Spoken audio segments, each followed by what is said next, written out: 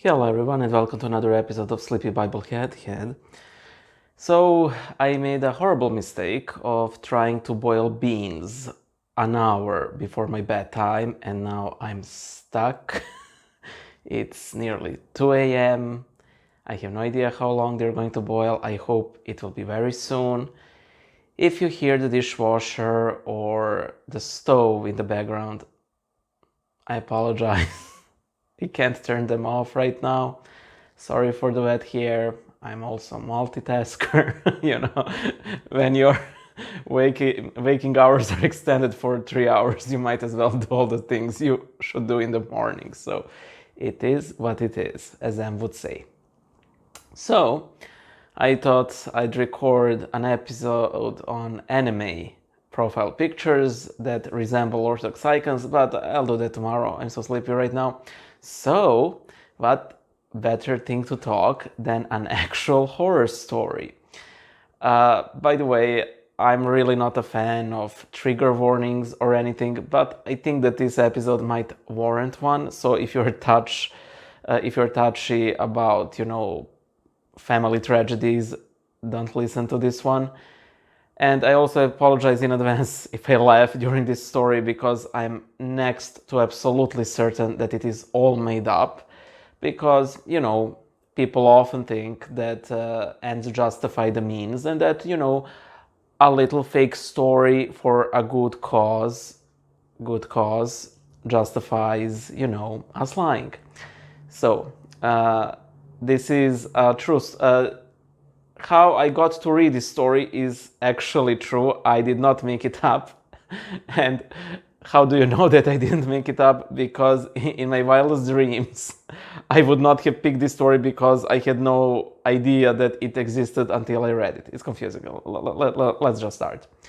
So, and this deals with the quality of Orthodox literature because, literature varies in its quality, and we sort of do not assume that as regards to religious literature. Okay, some are pamphlets, some books are really short and sweet, some are huge tomes that cover a variety of topics, but especially if we are sort of young in faith, we do not cast critical eye on these books. And while some of them are terrific, others are less so. It was the Divine Liturgy in the chapel where I serve, and right after the liturgy we have this small library next to the chapel. And I was discussing with a friend how, people are much more probable to spend $1 for a short religious book than to actually save money and buy collected sayings and sermons of some saint or elder for $7 or $8, how often these tomes cost in Serbia. And he said something along the lines, "Oh, you're blowing it out of the proportion." And I said, "Am I?" So I saw a stack of these clearly very thin, i.e. low quality books, and I picked one at random. I never touched this book in my life. I didn't even know about its existence. I opened it up and I started to read. Man, nothing could have prepared me for what is to come.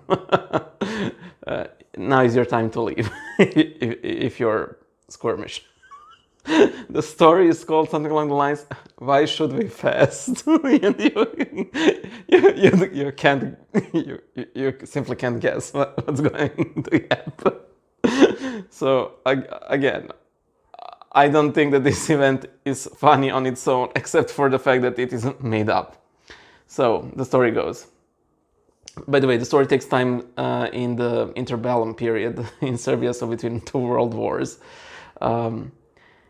Our Lord commanded us that we should fast, and also the following inspiring example is a clear indication of why we should do that.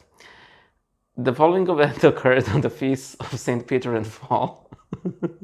So if you're not Orthodox fast before this feast for Some fast like a day or not at all. Some fast like even up to 40 days. It really depends on the day when Easter is on the calendar.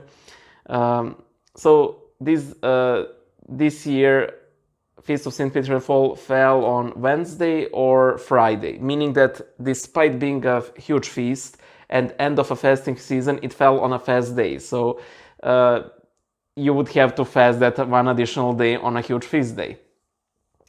However, the master of the household, Mr. Petar Petrovic, which is Serbian John Smith, I'll call him John Smith,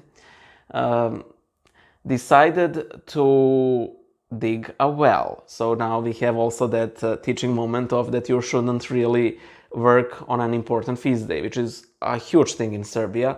And you even have very specific things you should not do for very specific saints. I won't make video on that because there's just too many of those things.